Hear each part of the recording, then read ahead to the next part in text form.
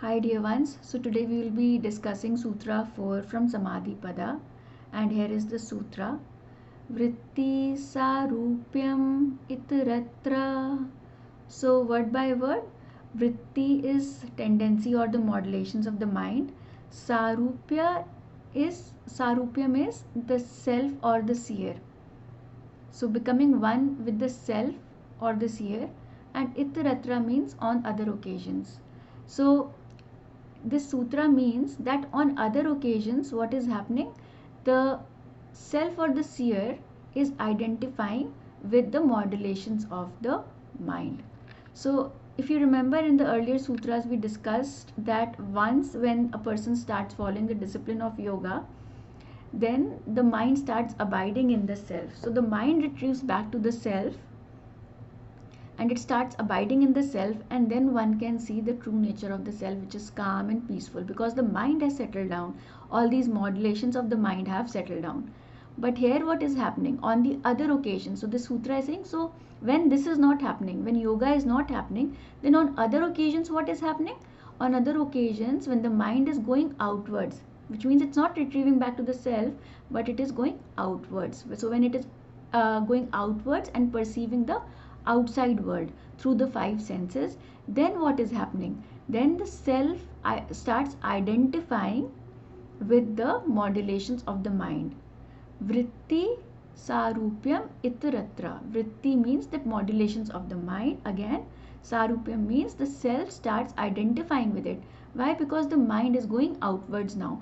And when the mind goes outwards and it starts interacting with the world outside, then something or the other happens. So let's say if you are in a birthday party and you're enjoying that moment and you're excited and everything very good is happening and you're so happy, then your consciousness starts taking that form. So that means Sarupyam. On the other occasion, Sarupyam, Vritti Sarupyam. Your consciousness starts flowing in that direction and it starts taking that form. And while doing that, it starts identifying with that. Because right now the mind is going outwards.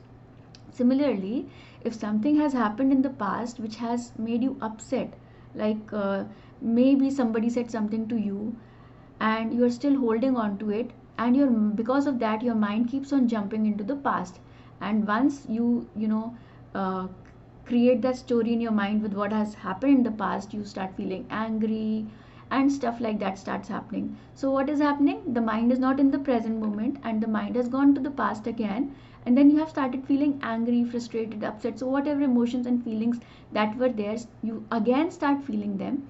So what is happening then? Then the self, it starts identifying with that. So then you might say that I am angry or I am feeling angry and this has happened to me. But then what happens is that the consciousness starts taking the form of that modulation. That modulation, what is the modulation here? The modulation over here is that the mind just remembered through the memory that something had happened in the past which made me upset and I was angry then, and it just feels that you are angry in this moment because you are still holding on to those words or to those upsetting feelings and emotions, right? So the consciousness starts flowing in that direction and it starts identifying with it again and again. So this sutra means then on when the discipline of yoga or when the yoga is not happening, then what is happening? Then on the other occasions your consciousness takes the form of the modulations of the mind. So this is the meaning of the sutra. And for more example, I can share one more example, is that when we are watching movies, right, and we are watching a villain, the hero and the villain fighting with each other, and we're so angry on the villain, right? Like as if we are part of that movie, and we start feeling for the the good family, and we are so angry on the villain, and we sometimes want to punch him and say, stop it, why are you so mean? And so that's what when, or you have seen that like in the horror movies or in different movies there are jump scares, like suddenly somebody will show up on the screen and then you will be like, oh my god, I also got scared, right? So when that happens, it means like you're so involved in the movie that your consciousness is so involved there that it starts taking form of it starts identifying with what's happening in the movie, on the screen, or in the real world. So you can think of whenever if you want to detach yourself, you can just think that it's the screen right now, this thing is being played right in front of me, and just a little bit of detachment can make you detached with what is happening, and can give you a little bit of the response time, and not it can give you a little bit of the response time, so you do not react. So that's just a little small tip, but this is what happens. So when the mind is out and it is perceiving the real world, then what is happening, the consciousness starts taking form of the modulations.